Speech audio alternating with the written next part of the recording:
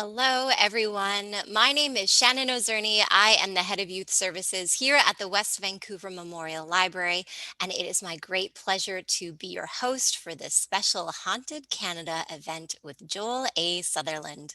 Before we begin, I want to acknowledge that the library has its home on the traditional and unceded territories of the Coast Salish people, and in particular recognize the Squamish, Tsleil-Waututh, and Musqueam nations. A little bit about our format today. Very shortly, I will be welcoming Joel on screen. He'll be talking all about the Haunted Canada series, and then I'll have some questions for him, and we'll also be passing on your questions. As Joel is talking, please feel free to enter any questions you have into the chat as you think of them. The magnificent Lisa is monitoring that for us, and she will collect all the questions as we go along. I'm excited, and I hope you are excited too. So now it is my very great pleasure to introduce you to Joel Sutherland. He is a fellow librarian based in Ontario, but he is also an award-winning author. He's a researcher, a storyteller. He's written the majority of the Haunted Canada books, and there are now 10 of those, and the series has over 400,000 copies in print. He is also the writer of the Haunted fiction series for middle graders and the standalone book Summer's End. He has a fantastic YouTube channel that you should check out where he interviews other authors. He takes you on spooky field trips. And there is a very amazing video there that's close to my heart that has over 2 million views. I'm not going to tell you what it is. You'll have to seek it out yourself. Definitely check it out. Joel, thanks so much for being here today. I am going to pass the screen over to you, and then I'll see you in a little bit for our Q&A. Sounds great. Well, thank you so much, Shannon. That was a lovely introduction. And before I dive right in, I just want to say thanks for inviting me to speak to some of your library patrons today. This is really exciting because it's Halloween. I wore one of my fanciest ghost shirts to mark the occasion. So thank you very much too, as well, to the West Vancouver Public Library System for having me. This is great. I mean, I love traveling all across Canada, speaking to kids and adults and teens all about haunted history and writing and Simpsons occasionally too. Spoiler alert for that 2 million view video on YouTube. But, in this day and age, this is the next best thing. I actually love meeting with people virtually as well. So I do hope a lot of people that are watching will enter some questions into the chat, because I will certainly leave time to answer things to make it a little bit more personal. I have another way I'm going to make this personal too, although I'm not with you right now. Whenever I do travel to locations across the country, I always like to share stories from that location. Although I'm not in British Columbia right now, I am definitely going to share a story from your neck of the woods. So stay tuned for that. I also want to talk about the Haunted Canada series in general. I'll answer some of the things I typically get answered or asked, and then I'll dive just briefly, depending on how much time I have left, into the haunted fiction series, and talk a little bit about where story ideas come from, just in case there's any young budding novelists watching along today. All right, Haunted Canada. I picked up the series at Haunted Canada 4. People always ask me, one of the first questions is, you forgot 1 and 2 and 3. You started with 4. No, that's not true, because a different author wrote 1 and 2 and 3. Her name's Pat Hancock. She's lovely. She's fantastic. And she retired from writing. And at that point, I got asked to take over. Naturally, no surprise to anyone, I do like ghosts. So I was thrilled to jump in and start writing this series. My only concern when I took over the series was, how many stories can I actually find? Like, can I find enough for 1 book, let alone 2 or 3? I mean, I couldn't rewrite any of the stories that had already been covered in the first 3 books. And I didn't think of Canada as being a particularly haunted country. Like, I think of it as being a very nice country filled with nice people and nice, beautiful scenery and nice Tim Hortons and nice bears and moose. And, you get the drift. Lots of hockey. That's basically what I thought of Canada. I didn't think that Canada was a particularly scary place, but lucky for me, in my line of work, maybe not for everybody that lives here, lucky for me, it's a very haunted country. There has been a lot of bad stuff that's happened here in the past. A lot of people have died in really gruesome ways, which has led to a lot of Canadian ghosts. I just didn't know about a lot of them before. I always heard about ghosts from Europe, ghosts from America, ghosts from South America, ghosts from Asia. Never really too much about Canadian ghosts, except for a few. Luckily, as I said, there's plenty of ghosts in this country. So now we've got 4. I wrote 5. I wrote 6. I wrote 7. I wrote 8. I wrote 9. And I think, as Shannon mentioned, 10 is the newest one that just came out this year, not too long ago, in August. Now, when I write these books, as I said, there's no shortage of stories. But I do want to make sure that each volume has at least one story from every province and territory. That's really important to me because I think part of the fun of reading this series is you get to read at least one story that's close to where you live, if not in your own hometown or city. And that's cool because then if you have really awesome parents who are willing to hop in the car on the weekend and go for a short little drive to go visit a haunted location, sounds totally amazing. My parents, I don't think, would have gone with me on a trip like that. But hey, if your parents would take you, you can go check out one of these locations that I've written about for yourself. And then I also think it's really fun to cover stories from every province and territory because this country is so big, so large, and so different from region to region. So when you read each book, you actually get to learn a lot about the country as well. That's been part of the fun for me researching and writing these books is I have learned so much from the West Coast. I have learned so much about the territories, the prairies. I've learned a lot about where I live in Ontario, Quebec, and the East Coast. And so hopefully when you read it, you get to read a bit too. And each story, like often the setting gives each story a unique local flair, so to speak. So I think that's a part of the fun of this series for both me and the reader as well. So I want to make sure I have stories from coast to coast, north and south, and everywhere in between. I also like to make sure that each story is a little bit different, right? I'm always looking for like, what sets this apart? Because there's a lot of ghost stories that are pretty similar. When you've been writing up to number 10 in a series, they start to sound kind of the same. They all blend into each other. So it's my job to really find those stories that stand out for some really odd or unique reason. Maybe it's not a ghost person, but a ghost animal. I've written a lot about dogs, cats, horses. I even wrote about a ghost parrot in the Yukon in Haunted Canada 9. That was fun. That was pretty unique. Maybe it's a unique setting for a ghost story.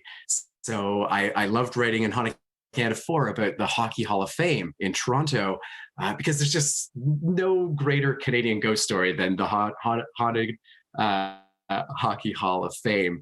Picturing ghosts floating around the Stanley Cup just makes me happy as a proud Canadian, I think, and a ghost fan. So maybe it's the location. Sometimes I get really excited when I read a ghost story that's just set during the day. Because as you know, if you're a fan of ghost stories, most are set at night with good reason. But I've definitely written about a few where the hauntings tend to happen when it's bright and beautiful outside, which is really kind of jarring and puts you kind of ill at ease, I find.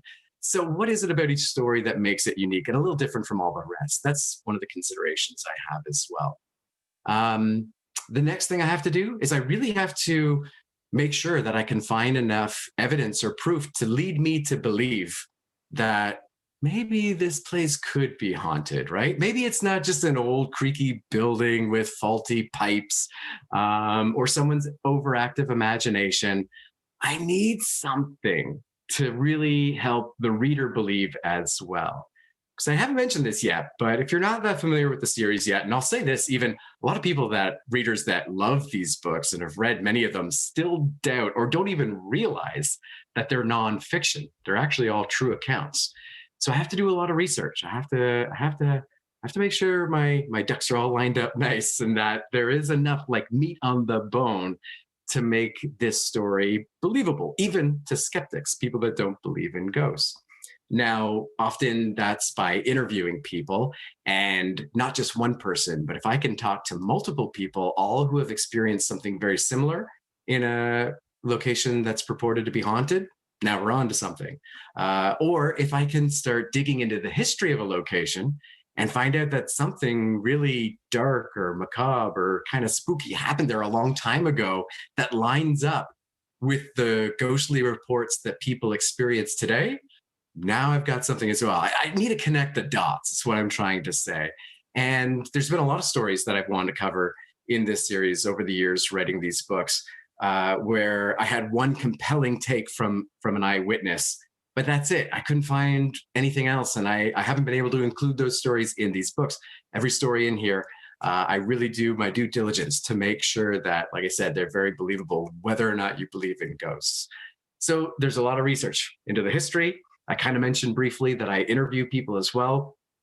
That's the next most important thing to me, is getting some really good sort of reports, some good interviews, some good eyewitness accounts of paranormal activity, because I try and write each story in each one of these books like a short scary movie, basically, because I'm a big movie buff and I love spooky movies, and I like to picture it and write it kind of like as if you're watching it on screen. And although these are real people and things that they claim really happened to them, I like to write it like a little story. So when I interview someone, often when I first start talking to them, they'll say like, well, I was in a building and I was the only one there, and I heard footsteps and it got cold and I felt like I was being watched.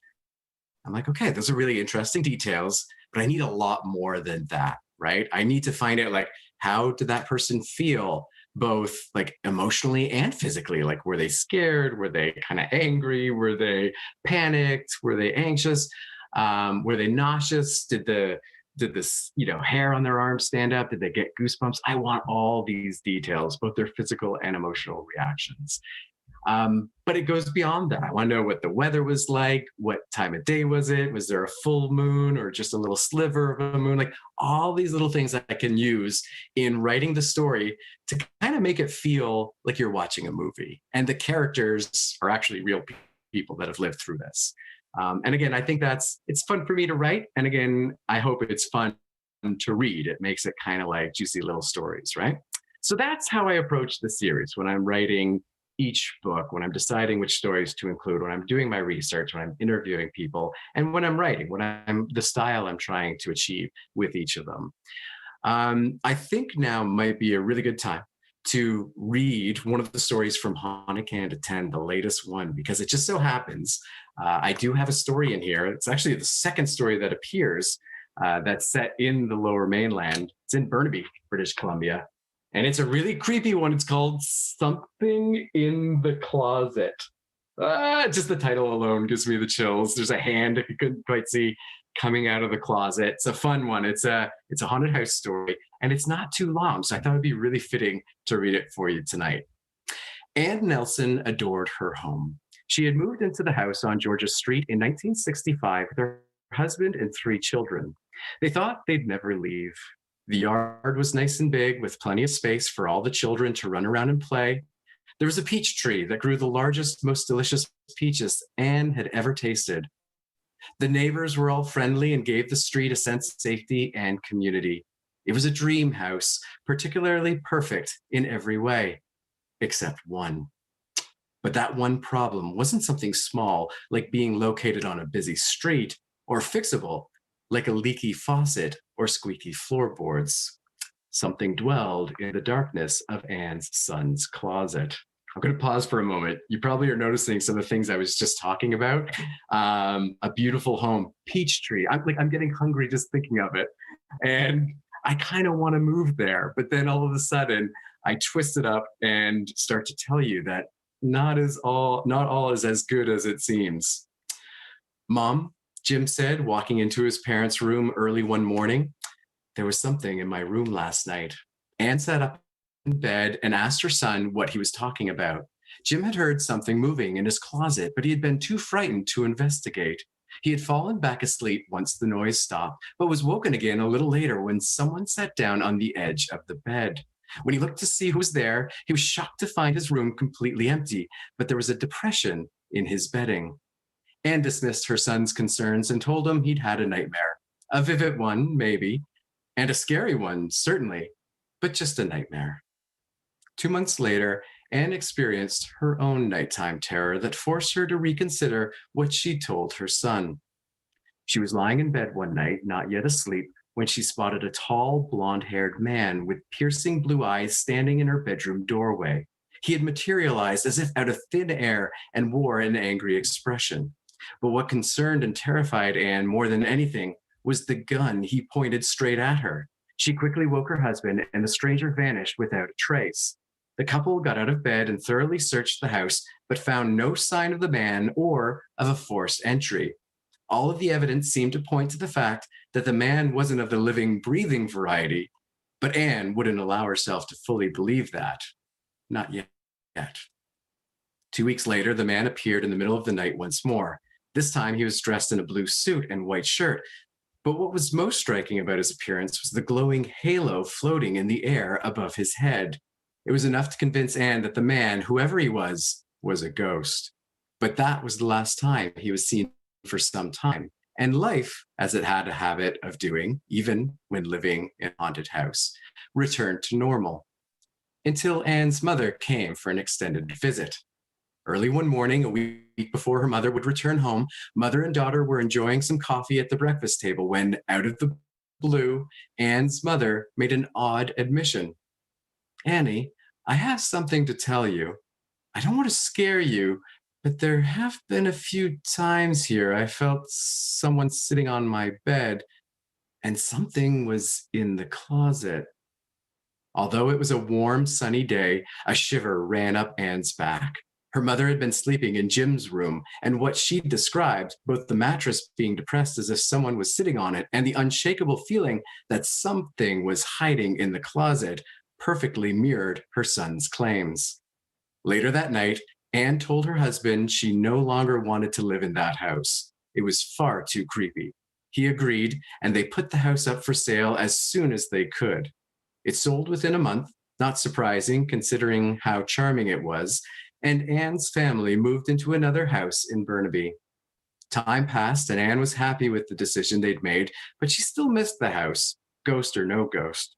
A year after they'd moved, she and her husband returned to the neighborhood to attend a small gathering of old friends and neighbors. Over coffee, one of their friends mentioned that all of them had been surprised by the sudden move. Anne had never told any of her neighbors the reason. Where would she have begun? And who would have believed her? But that day, Anne let her guard down and finally admitted they'd moved out of their dream home because it was haunted. To be expected, all of their friends were shocked by the news, but one was more shocked than the others. It was my brother who used to live there, but he's gone now, one of the men said. He was killed in a head-on collision. Anne had to ask, "Do you have a photograph of your brother?" The man did. He stepped out of the room and returned a short while later, holding a picture of 11 men that had been taken the night before his brother died. He didn't point out which of the men was his brother. He didn't need to. Anne took one quick glance at the photograph and pointed at a tall man with blonde hair and blue eyes. That's him. That's the ghost. Anne felt better than ever about their decision to move. No house, regardless of the big yard or the delicious peaches, is worth living in disharmony with a ghost. So there you go. Like I said, that just tied in perfectly with what I was talking about, where I look for like something that sets the story apart. And as soon as I started researching this house and what this family went through, I just loved the fact that it was such a beautiful place. It wasn't like the big Scooby-Doo mansion on a hill, right, with the gargoyles and the big tower and the creepy water well and big gnarly trees. No, it was a beautiful little home in a nice, safe neighborhood with a peach tree, which I want to plant a peach tree now that I think about it. I think this would be a perfect time to do it, maybe next summer. And yet, it's the setting of a really great haunted house story.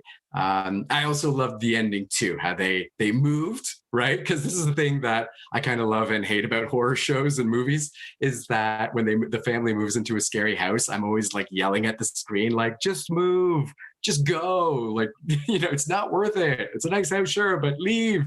And they stay and they stay and they stay. I'm like, why are you staying there? but but this family, they did the right thing. They moved pretty quickly. They had a few experiences and they moved a month later. But I love how they come back, right? About a year later, they come back. There's a little denouement to the story, a little epilogue, and they find out a little bit more about the ghost. And again, they have that really aha moment, that kind of creepy aha moment where the brother shows the picture, and Anne right away can point out who that man's brother was. And she was right. That was actually his brother, because she had seen him appear in the middle of the night in her house. Oh, I get chills thinking about it. It's a fun little ghost story. I love ghost stories. I love being creeped out a little bit. It's just so much fun. I find it so thrilling, to get a little spooked out, especially this time of year.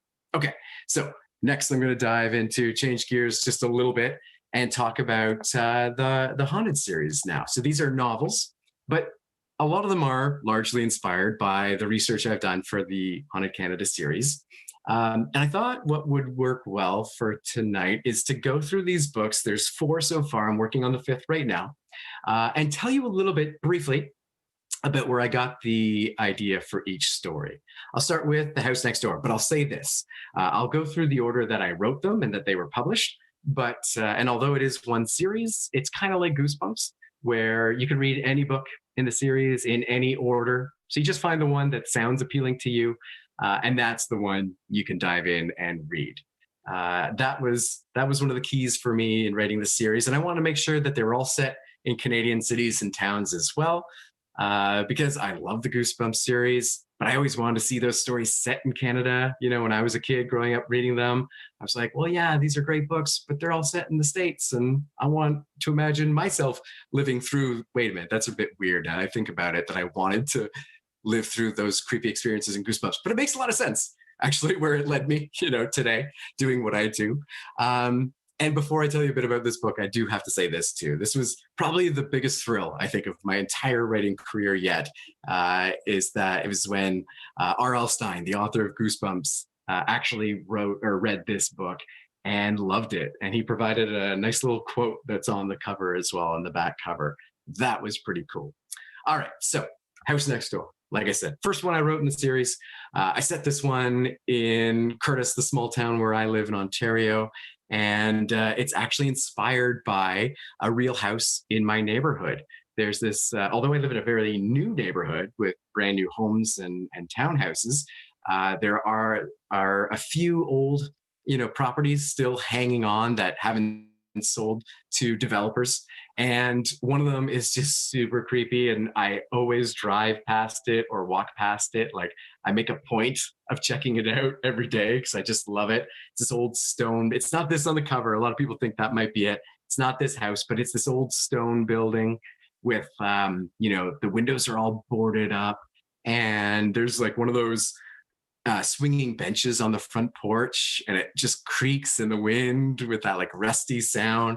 And more than that, it's got a big field and a barn in the back too. It's actually like a small farmhouse. There aren't any crops grown there, but the owners do have a horse, and the horse would come out and walk around. So it's kind of another reason I love to walk past it, because it's fun to live in the suburbs and walk past a horse when you don't live out in the country, right?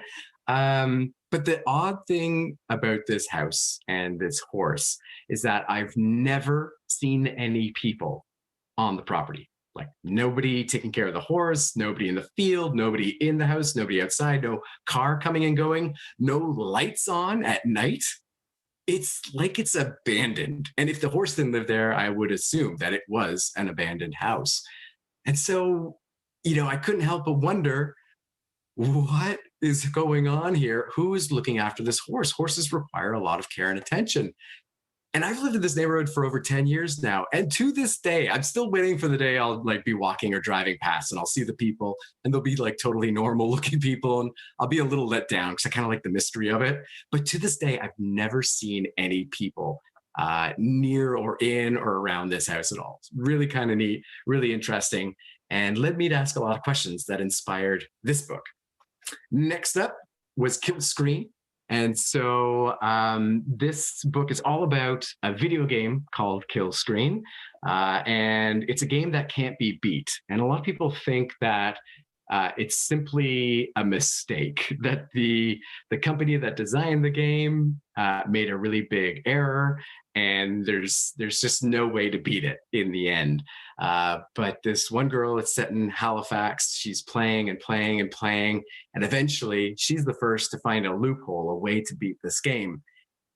And if you've seen movies like Wreck-It Ralph or Jumanji or Pixels, you probably know where this is going next. The game comes to life, right? I love those movies. I love seeing like video game characters, what they do in the off hours after the arcade is closed, or seeing characters get sucked into, like people getting sucked into a video game and having to like game their way out, or video games coming to life and attacking Earth, like in Pixels. And I want to do something like that, but with a spooky twist.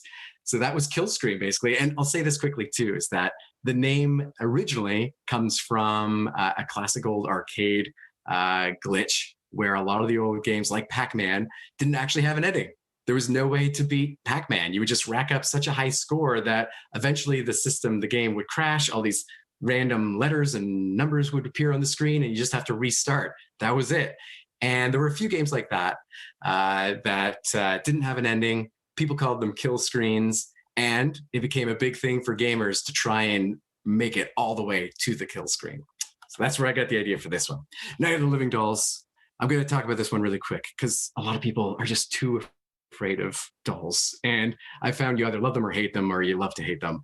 I've written about creepy haunted Canadian dolls in Haunted Canada. So again, real stories 3 times now, in 4, in 6, and 8. And those, by and large, are the stories that most readers come up to me and are like, they need to know more. They want to know more, or they're really angry that I wrote that story. So I knew I was onto something.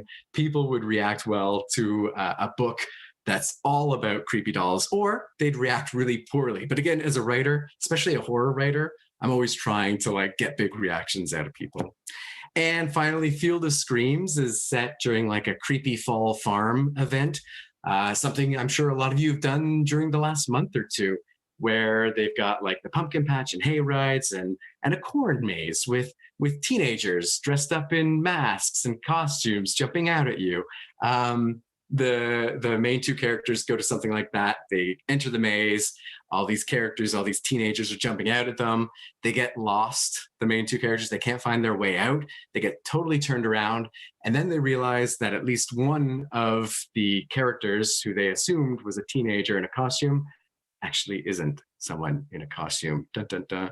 And this was inspired by a time I took my kids, who were very young at the time. I'll say this, they were 4 and 3, into a corn maze. They turned a corner or 2 and I couldn't see them for like maybe about 4 or 5 seconds.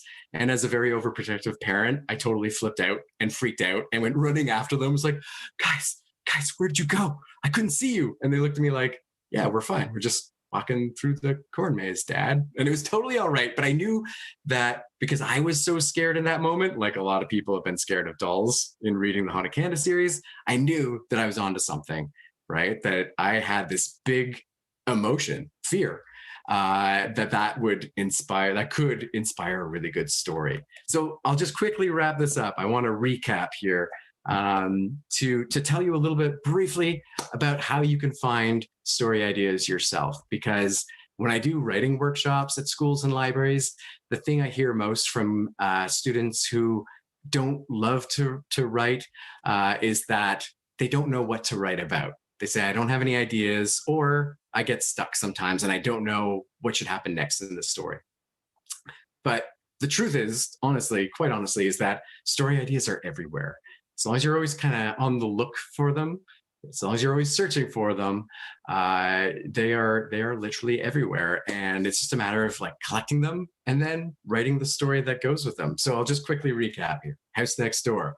I'm sure everybody watching today has something in their neighborhood. It doesn't have to be something creepy or scary, but there's something odd or unique about your neighborhood, something weird, maybe something a little mysterious that makes you ask, like, what if questions. What if, or what is actually going on with that house, with that tree, with that building, with that rock? Like it could be anything that's just a little unusual in your neighborhood. Everybody's got things they love to do, hobbies, passions. For me, growing up, video games was one of my favorite, free time activities, and I always loved as well movies about video games.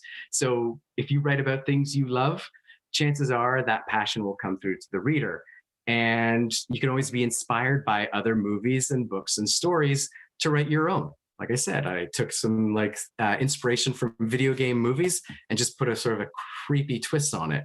Night of the Living Dolls, as I mentioned, I've written about real dolls a lot in the Haunted Canada series. So you could definitely use history or current events or anything real that you read about or hear about in the world going on today or yesterday or any time throughout history. That's the inspiration for a good story. And finally, anytime something happens that elicits a big emotion from you, whether it's fear, like it was for me, or joy, or sadness, or happiness, or anger, any of those types of events, whatever elicited that reaction out of you, again, could be a really good basis for a story, something to kick off the action. All right, there we go. I got through the 4 haunted books that have been published so far, shared a little bit about where story ideas come from. Hopefully, some of you are already thinking about places in your neighborhood or things you love to do or other stories you've loved to read or things you've read about in history or things that have happened to you that have elicited a big emotion, and you're already thinking like, yeah, I could write a story about that. That'd be pretty cool. I read a story from the Lower Mainland, and I told you a whole bunch about the Haunted Canada series as well. So I think it's a great time now to turn it over and maybe answer any questions. I'm stressed out about that horse still. you're thinking about the horse, right? Like you want it.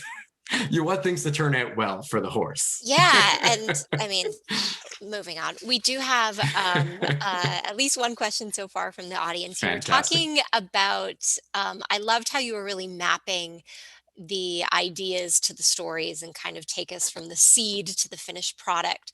But one thing I noticed you didn't mention, and one of our viewers had a question about, is childhood experiences. Was there, we're not, this isn't a psychoanalyst session, but can you think about things from your childhood that you see either fear-wise or things that you're wondering about that creep up into your writing or your ghost obsession? Right. So things that happened to me like in my childhood. Yeah. Yeah, is that something you draw on, or is that kind Yeah. of a something we assume with people who write and make Right. scary things? Right. No, I 100% draw on things that have happened to me and the really strong, vivid memories I have from childhood. Because as you get older, memories start to fade a little bit, and the ones that really stick with you as you age into adulthood, again, like I was talking about, big emotions. Those memories that stick with you, they've stuck with you for a reason, right? And often they're very impactful moments in your life that other people can relate to as well. I'll give you an example. I haven't yet mentioned, other than it was in the introduction, I think, Summer's End. This book I wrote, it's more of a YA. And the very opening scene is about, there's 4 friends, they're in the woods. It's like the last day of school, or I think it's the first day of summer vacation. It's the first day after school. And they're out in the woods, and they've come across a small cardinal that's fallen and broken its wing, and it's dying. And I apologize, you're concerned about the horse. You're about to be concerned about this bird. Here we go. It's fictional. It's fictional, at least fictionalized in a way. I'll get to that in a moment.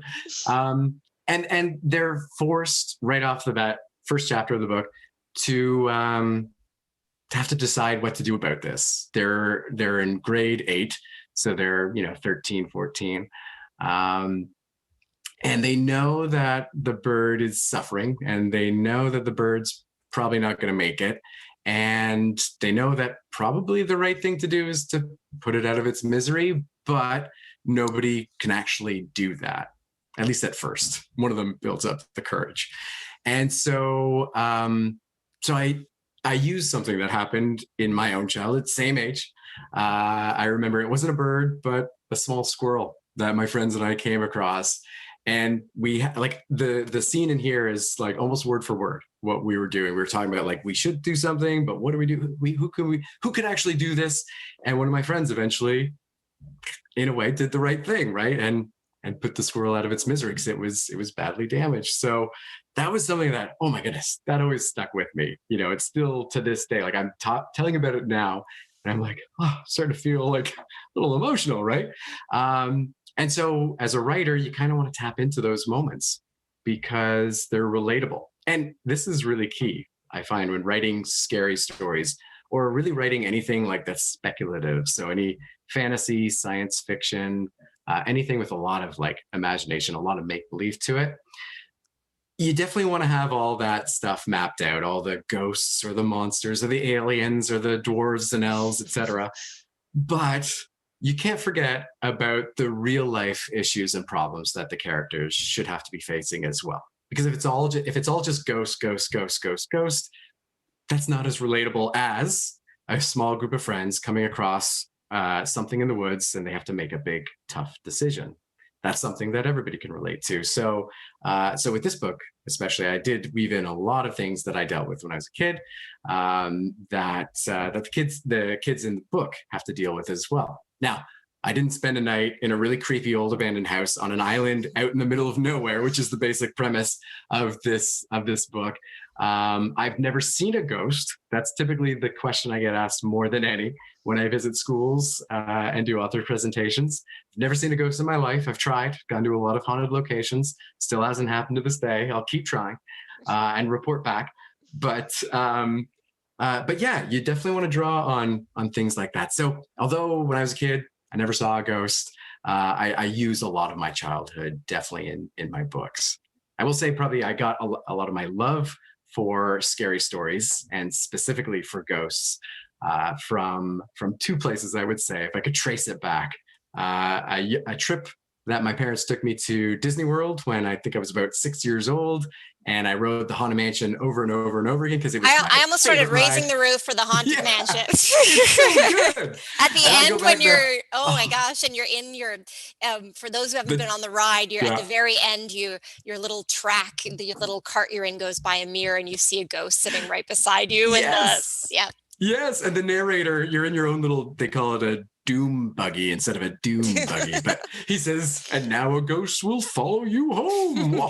And you look in the mirror and there's a ghost like on your shoulder. So magical, so great.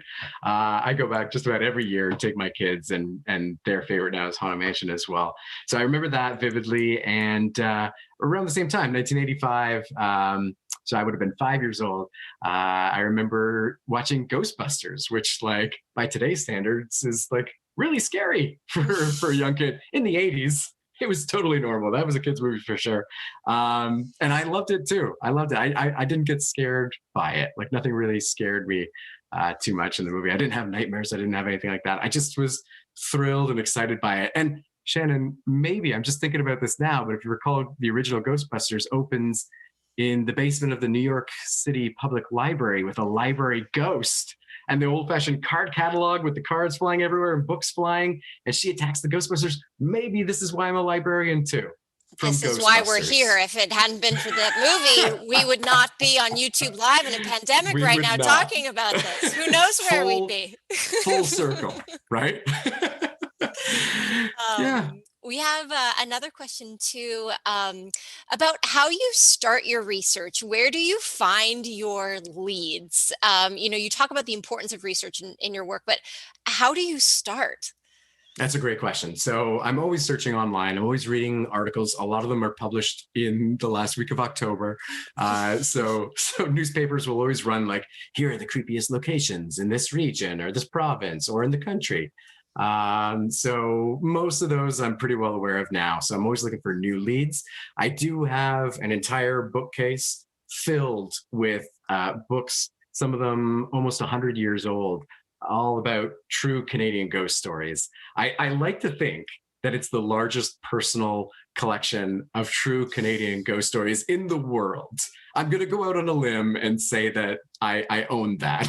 It's possible somebody has a bigger collection, but I think I do. And so I'm always reading those books as well. And again, looking for leads, seeing about any building, any forest, any lake, any private residence that's haunted, that has some good ghost stories. And then, of course, I've got to go a lot deeper. I've got to find, as I was talking about before, many other sources. And especially with some of these older books that I have, the really rare finds, which are super cool. I then try and find like people that have experiences in the last couple of years, maybe 5 or 10 years at the most. There's the phone. Gotta love live presentations from my No, bedroom. it's a evil scepter or something. It's the ghost calling and saying, "Hey, stop it! You're blowing our cover here. You're telling them all our secrets." So I rely a lot on reading. That's a good answer for a library presentation, right? And then Yeah. going further, getting my own research and my own interviews accomplished as well. And have you ever been in position interviewing, reading some of these stories? Have you ever been interviewing someone where you thought, wow, I am interviewing someone who has potentially gone over the brim of insanity? It certainly happened once or twice, Yeah. or more than that. Yeah. Often those are the stories that don't make it into Haunted Canada. But I will say this might be the last thing I get to say, just judging by the time. But Haunted Canada 7, another question people get asked me all the time is, what's the scariest story? It's probably in here. It's a story called You Can Never Leave. And I was at work one day at one of the libraries I previously worked at when a woman came in. She wanted to know how she could find the history of her house. That's all she said. And we get questions like this all the time in the library, as you know, Shannon. But, I started digging in a little further. Like, what exactly do you need to know about the house and why? And she started to reveal that her house is haunted. And I said, oh, really? I happen to write this series.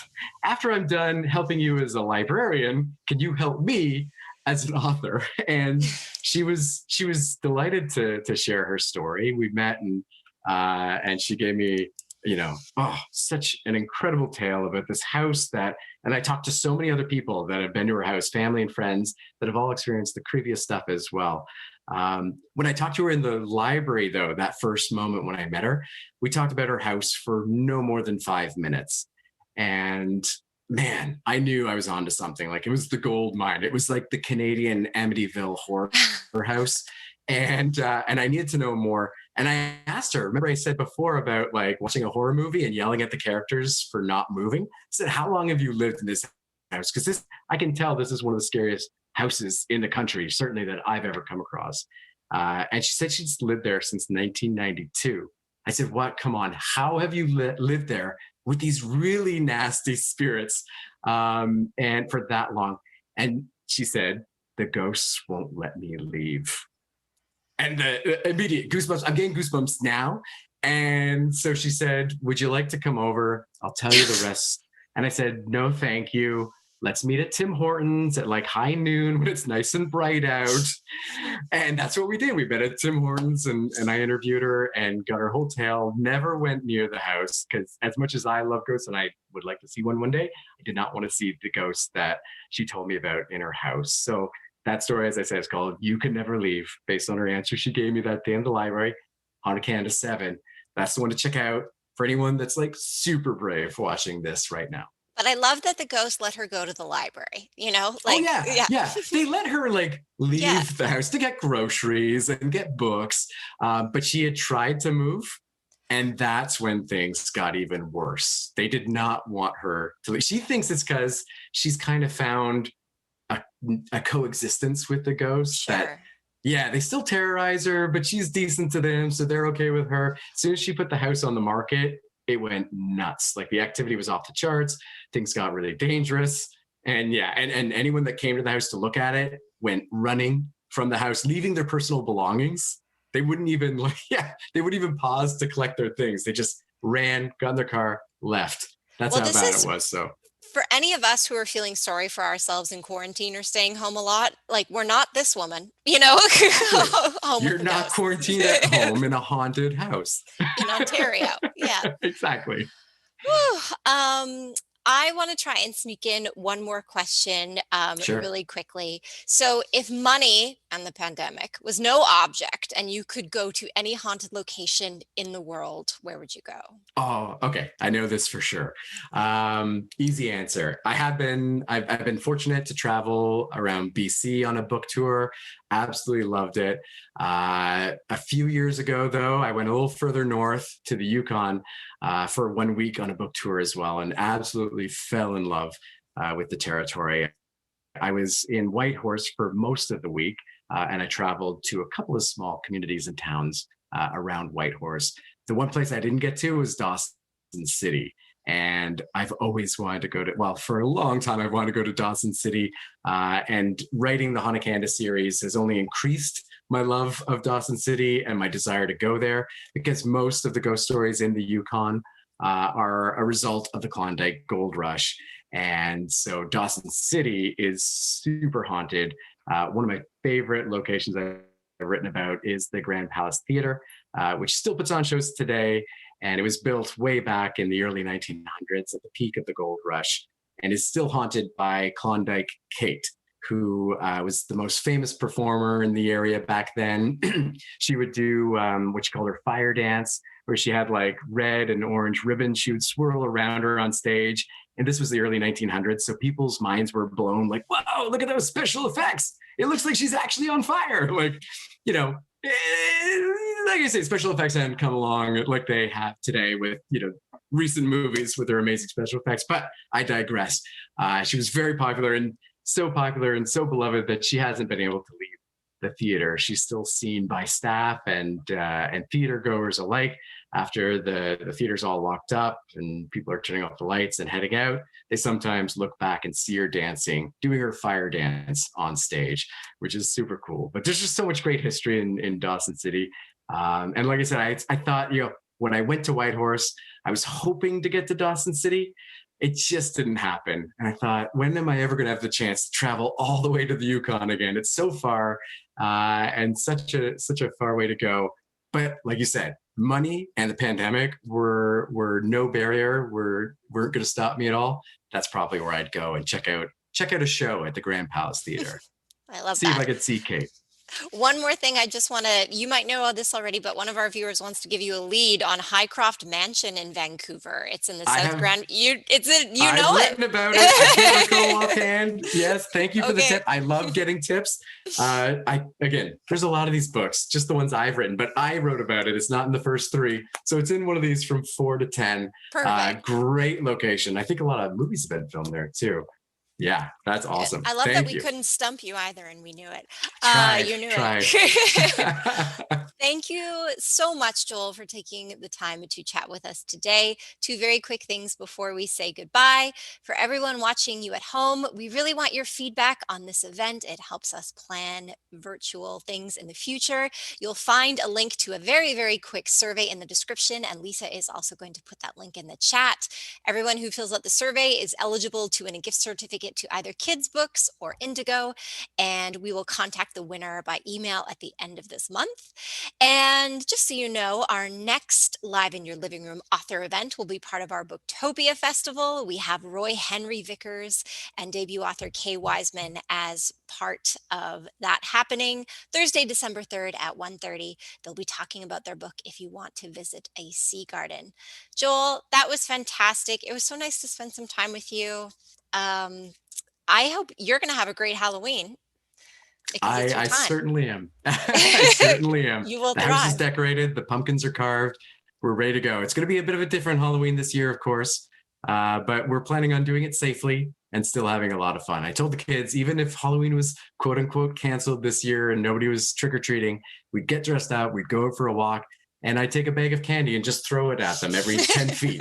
And they'd collect it that way.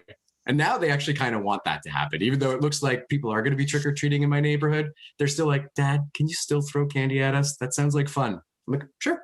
Okay. I'll do that. Love it. Love it. Thank you so much, Joel. And thank you everyone for watching. We'll see you again soon. Bye.